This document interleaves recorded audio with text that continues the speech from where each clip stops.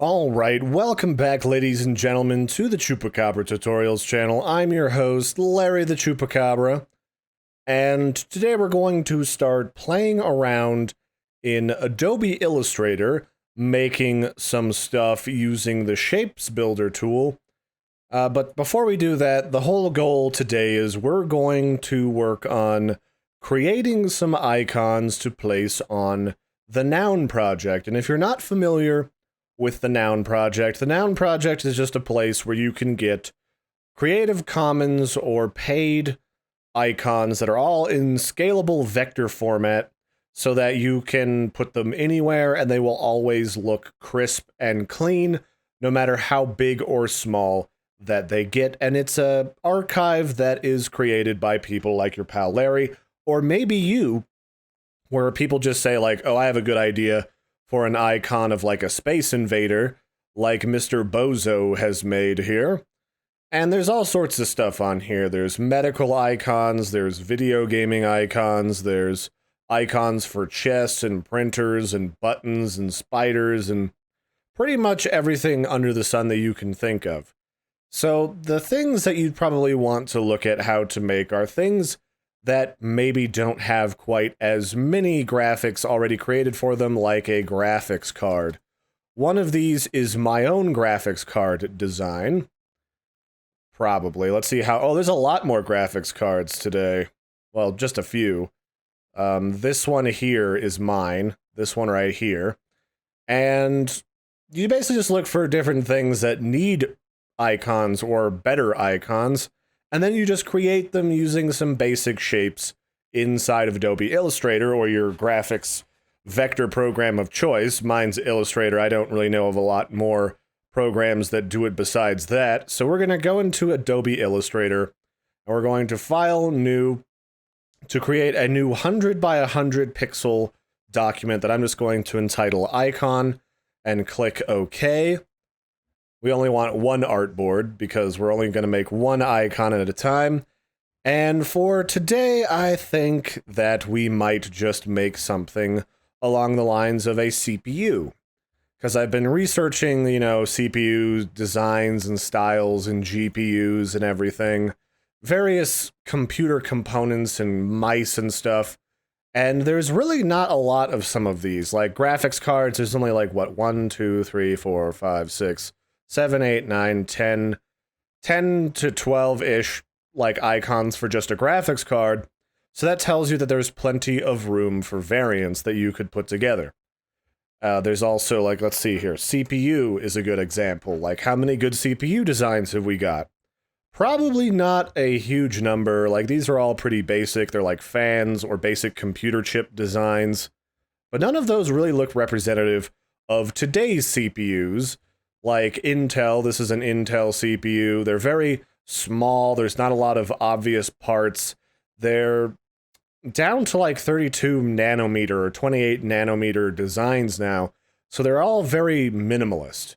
And that's what I want to do. I want to create a more representative icon for like a CPU or a GPU, because the GPUs are very similar. There's a chip on top of one of these big honkin' graphics cards that is cooled by this big honkin' fan. And it's very slim and very minimalist, and it doesn't look a lot like what people have inside of the Noun Project. So that's what we're going to do. In fact, is there even anything for GPU? Probably. It looks like there's a common search there. Only 4. So these are the GPU designs, and my graphics card design actually shows up for that, because I know what to tag my stuff as. So... Alright, so we'll go back into here, and I'm going to start building us a GPU. So the first thing, well, not a GPU, let's start with a CPU. First thing I'm going to need to do is over here on the sidebar, let me actually pull this over so you can see it better. The first thing I'm going to do is on the sidebar, I'm going to look for the sort of ellipse tool where you make rectangles and polygons and stuff, and I'm going to say I want a rectangle from the shape tool. And I'm going to hold shift to make sure it stays at a sort of square shape, so that it's like, a perfect square, not like an oblong rectangle or anything. And I don't want it to be black with a white center. I actually want to go up here to the upper left corner, and I want to remove the stroke from the stroke box. This is the one right here with the little square in the center of it is the stroke, which is the outline of whatever object you have selected. And then I want to fill the square with black, because if you look over here on the Noun Project, everything here is black or white, and even these ones that you click on, you know, they just have lines and solid objects. There's no fancy weirdness to it. So let me open up a reference material here in the CPU sort of screen where I just went to Google Images and typed in common pictures of a CPU. So there's like Intel is the primary bread and butter. Let me see. Let me look up AMD CPU. See what those look like. It's probably the same. Most of these CPUs just kind of look like a brick on a chip. But I definitely liked the Intel CPUs, because these were a little bit more shapely, just because they're a different brand. AMD could really give a shit what it looks like inside your computer, I think is the takeaway. So we'll start with a square, and this will represent the background computer chip that the CPU stands on. And then I want to start adding on some details. So let's grab an ellipse tool and hold shift, and let's make a tiny little circle. And we can actually zoom in here, and let's make that a little bit bigger and a little oblong, because we don't want this to look exactly like any one CPU that is out there in the wild. So what I'm doing right now is, you might have noticed on these chips, they have like these little indents here or there, where there's like a little nub missing. For whatever reason, that's just part of the manufacturing process, and I want to have that. And honestly, these GPUs are probably a better reference material, just because they look a little more interesting.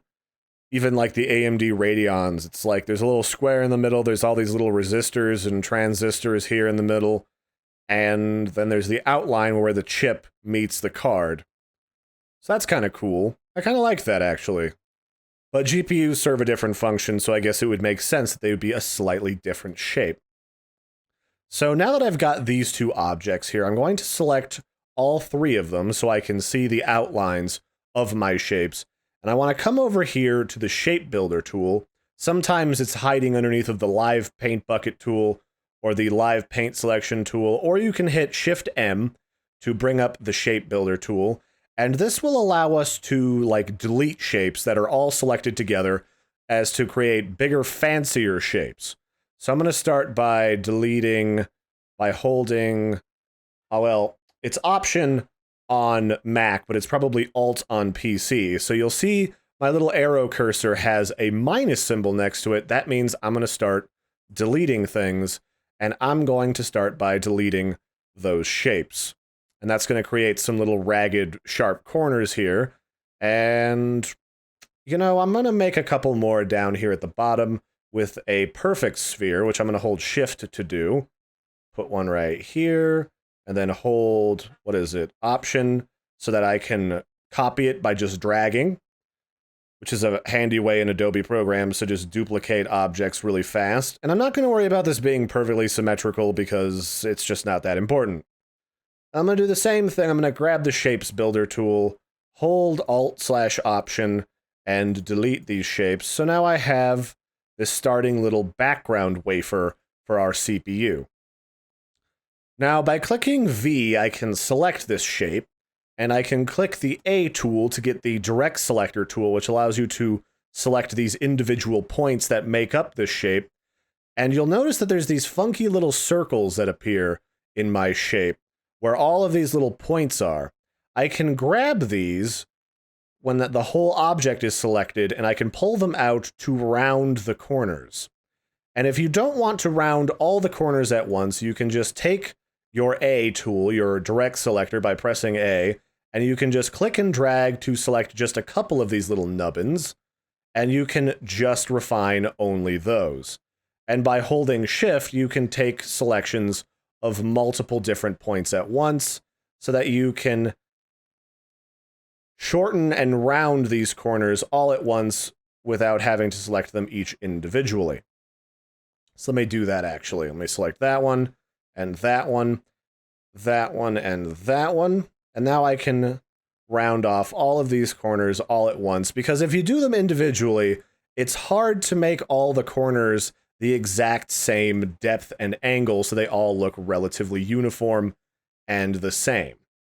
And if you don't like a corner for whatever reason, or you don't like a change that you've made, just quickly hitting Control-Z or Command-Z on the Mac to take a step backwards in time and undo, and you can actually get like near infinite undos inside of these programs if you open up the Histories window. Let me see, where is my History tab? There's so many different windows that you can open up in here. They get a little bit difficult to control. Let's see, where is it hiding? Let me just look in the Help tab. History. Let's see, Art History, Swatch Libraries. Alright, I guess they changed what it was called, but you should usually have a History tab that lets you go back in time to whatever action that you've taken. So I'm just going to round off these little nubbins here, so they all look pretty good and uniform. That looks pretty clean, I think. And now we can start adding some other details here. Let's go back to our CPU tab. So I don't really like the backside because that's just a shit ton of dots. Let's start adding something to the front side. We'll just look at these different CPUs and get like a generic cross-section of features. So there's a pair of rounded squares in the middle with a little nub coming out of the bottom of it. So how do I want to do this? Well, I guess we'll just start grabbing some rectangles and work from there. So we want to have like a perfect square that's going to sit in the middle of this honker, but we don't want it to be too big because we want plenty of room in case we want to add any defining details on these edges here between the middle of the CPU and the edge of the green computer chip that it sits on. And just so I can see this a little bit better, I'm going to add a white stroke to this square by going up to the little stroke pull down here in the upper corner. And I'm going to hit the stroke name here because I want to change it so that the stroke is contained inside of the object instead of half inside, half outside, which I can do by aligning the stroke here to the inside. And now you can see we're starting to get some details here, which is what I want. Because what I really want to do is I want to start rounding off and layering these objects together to define the center of this CPU. So let's go back into here, and I'm actually going to grab these little circles and start pulling in the corners quite a bit, actually, so that it looks really well rounded. And it starts to really look like a CPU. And you don't have to really worry about this looking like any one CPU, as long as they get the gist that this is a, you know, computer processing unit or whatever CPU stands for. I'm brain farting it right now. As long as it kind of looks like that, you're fine. And now I'm going to start playing around with what size stroke I want so that the white part looks correct. Now, a 3-point stroke is looking like a lot. 2 is looking pretty good.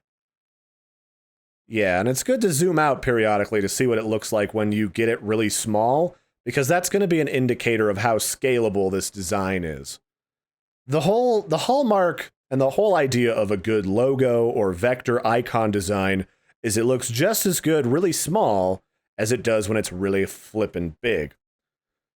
So we've got some of the inside going. Let's duplicate this square by hitting Alt and dragging it around, and I'm going to hold Shift and I'm going to scale it down so it's uniform width. I'm just going to play around with a duplicate of that layer, grabbing the other square and double-clicking it to get a little blue like highlight around the edge of it so that I can align the second square to it. And I think this particular square should just be completely white. That looks about right, actually. So let's compare this with these other CPUs. It looks about what I want it to look like. I keep hitting Adobe Bridge, though. Not intentionally. Let's make this square just a smidgen bigger and align it to the slightly larger square again. And what I really want this to look like is I want this to look very close to the actual CPUs that you would actually buy, as opposed to just a generic computer chip rendering. Because, you know, you want this to be recognizable by the maximum number of people. And a lot of people, you know, I don't necessarily know that they're all familiar with how these CPUs look in here. So let's take a look here. Yeah, these all just kind of look like generic computer chips, which could be like a logic chip from like the circuit board of a pocket watch or a thermometer. So this doesn't necessarily look like a CPU. These just look generic. And these are CPU fans. So let's go back to our CPU page and let's start finishing this. So this looks like the core of a CPU. Pretty effectively too. So let's start adding some little details. Let's actually make this whole thing smaller. So let's go to Object, Path, Outline Stroke. And you want to outline your stroke because the stroke will stay the same no matter how big or small you scale it. So you want it to stay at the same size it is now so that the whole thing looks uniform. So I'm actually going to scale that down a smidge and then select the whole circuit board background. And I'm going to align the center up to it. And you can make sure that this aligns correctly by going to... where did they keep that setting? Style, where was it? Align to... I don't remember. Well, there's an option here. Here it is. This little... They changed the icon on me. You select this little square, and you align to the key object. Otherwise, it'll just align to the white box behind it, and that might make things mess up. So when you align to the key object, it will align to whichever one of these objects you select twice, and you see it's got this little blue silhouette around it. That's how you can align based on roughly whatever object is the central object that you're working with. So now we've got that a little bit smaller. I want to sort of add some little flourishes. You'll notice that like on this Intel i7, there's some little yellow ditties here. I don't know what those are. But I want to start adding some little highlights, some little accents to our icon so that it starts to look a little bit unique. So yeah, let's just, we'll create like an oval. So let's grab our square and let's make sure it's set to black. And let's just grab a little oval, probably about that big. And we'll zoom in by holding Alt or Option and using the mouse wheel on our mouse. And I'm going to offset this so that it's offset. You can get it to rotate in increments by holding the Shift key. So I'm going to slightly set it off kilter by, what, 30 degrees, I think it is, 45 degrees. And I'm going to pull in these corners so that we have one of these little sort of rotated ellipticals.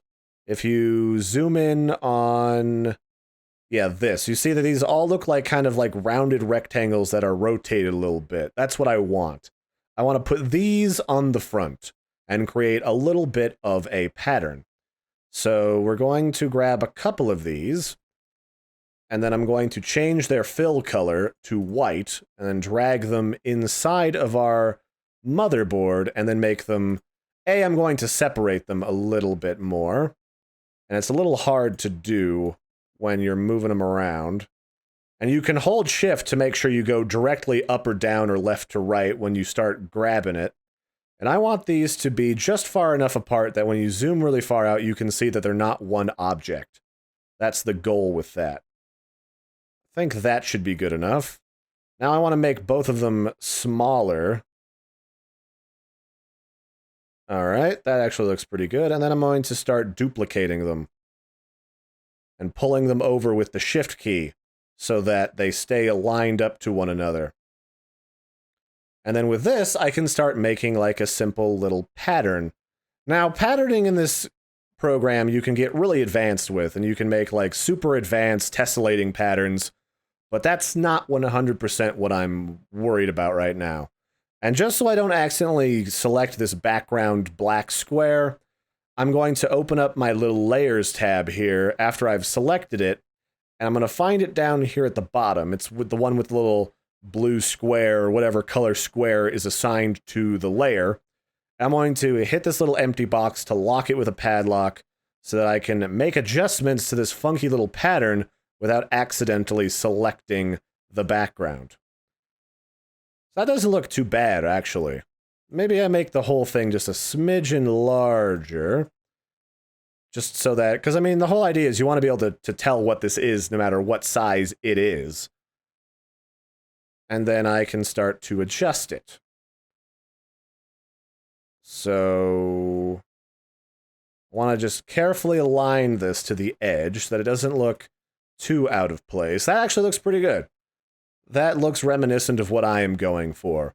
So let's grab just part of this, and we'll copy it down here. And we'll put one down there. And just for grins, we'll take, what, 4 of them? Yeah, just 4 of them.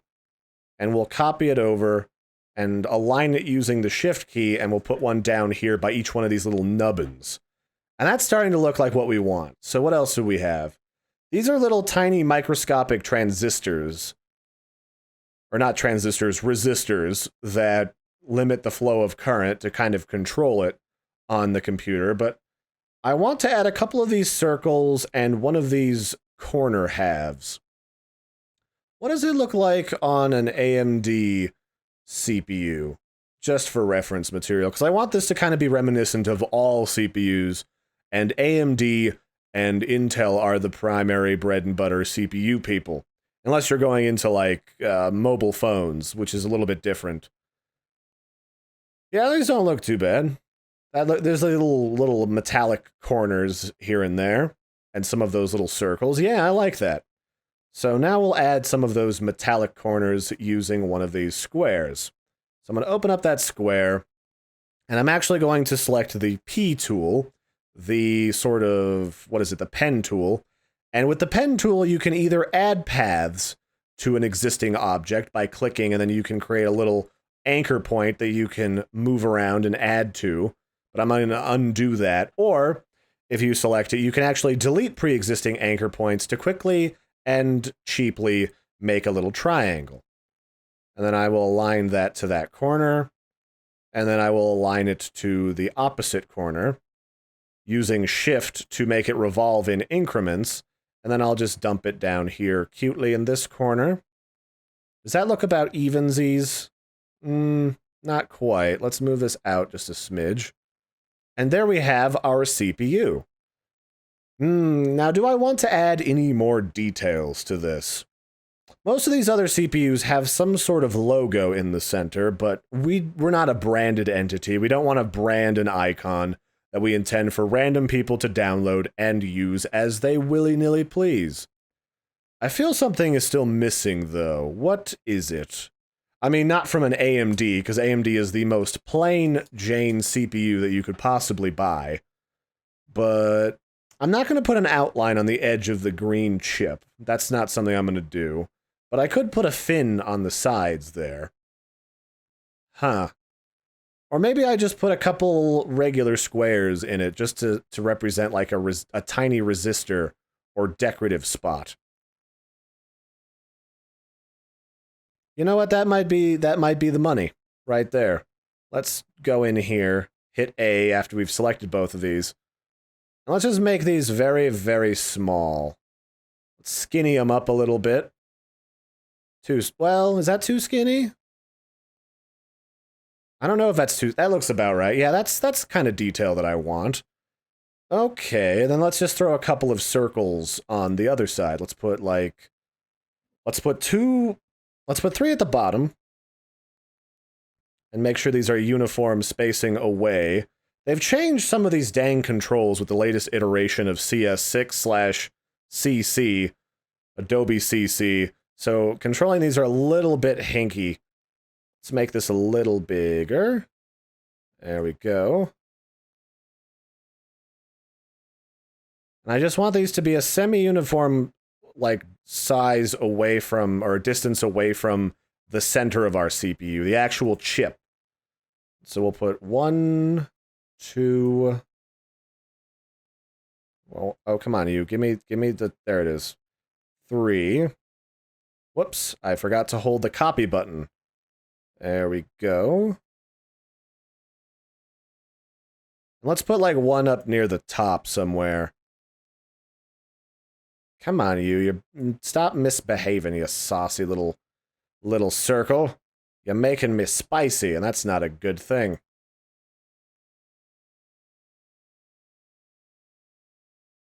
Let's put it up here, actually, by this little square, because I feel like this little triangle that used to be a square is feeling lonesome all up here on its own. And I can't have that. No siree Bob. It's kind of annoying to try and relatively position things inside of Illustrator, but if you're really patient with it, it works eventually. Oh, I don't really like... I don't know, something about this bugs me. It's bugging my brain hole. Yeah, that looks pretty good. So that, ladies and gentlemen, is our wonderful CPU. Now, I am going to actually upload this to the Noun Project because they do pay me. That's the bonus of why you put your stuff up there. If so many people download or buy a copy of your icon, then they will give you the dollars every month, and it buys me like a dinner now and again or a beer. So I don't want to screw the golden goose, but I will be uploading this just so it's out there. You can find me under Chad Remsing, or you can just look at my, my graphics card design that I showed you when we were looking at graphics cards, and you'll be able to see this for yourself. So make your own design based off of this, or maybe you want to make a different sort of icon. Oh, that's right, I locked that shape down the bottom, didn't I? But yeah, I'll be uploading this. Make your own unique designs and show them to me. I'd love to see what you guys and gals at home come up with. But we're not quite done just yet. Let's make sure that all of our strokes are outlined. And then we're going to start unifying the shapes with our Pathfinder tool. So basically what we're going to do is we're going to start telling them to merge together. Let me see, here it is. And this is just going to take two shapes that basically look the same. Like here, let's go back. You see how there's this original, this stroke here, and it's right next to this solid white shape?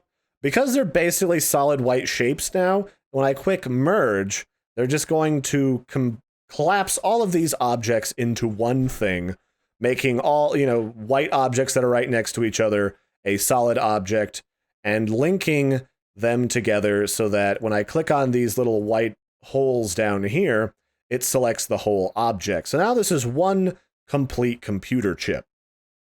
Now, one of the requirements from the Noun Project is that all of these objects be unlinked and that all of these white spaces be an empty hole.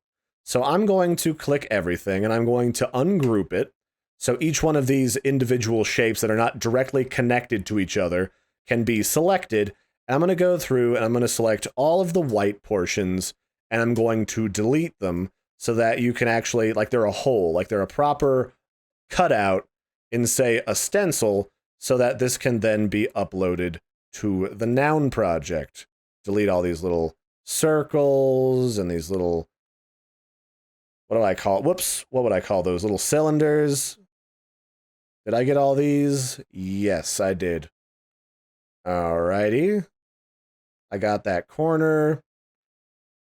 I got that corner, that one, that one.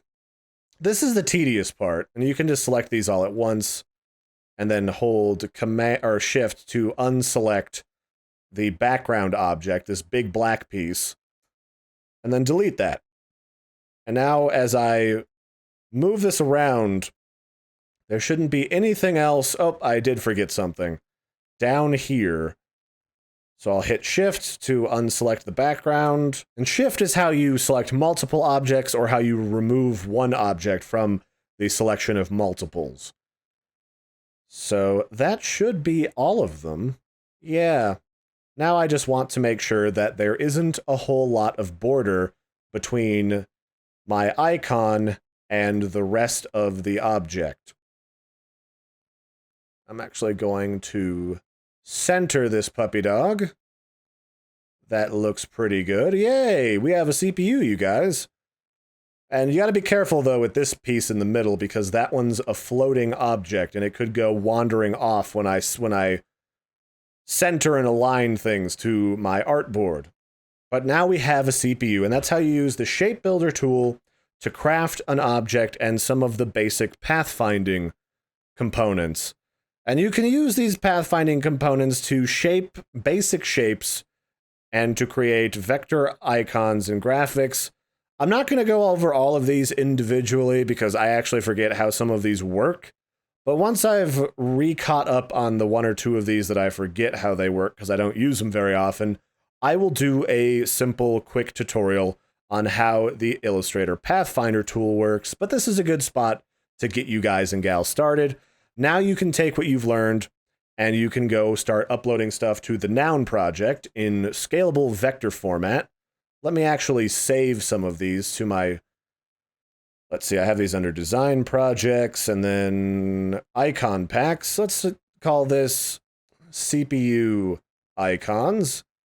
And now I'm going to save this as our CPU icon number 1. And I'm not going to save it as an Illustrator file. I'm actually going to save it as an SVG, which stands for Scalable Vector Graphic, which is one of the most universal graphic vector formats. And then I can now upload that to the Noun Project. It is ready to roll. And you'd also want to use scalable vector formats just as a side note, because it's really easy to move it around on the web and to just throw it up onto a website and go from there.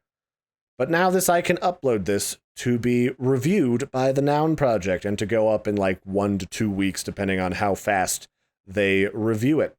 So that's it for this one, ladies and gentlemen. I've been your host, Larry the Chupacabra. Thanks for joining me for this tutorial on how to use Adobe Illustrator to create icons for the Noun Project. I will catch you guys and gals next time. Don't forget to like and subscribe and let me know if you have any questions. And until next time, have a good one, everybody, and toodaloo.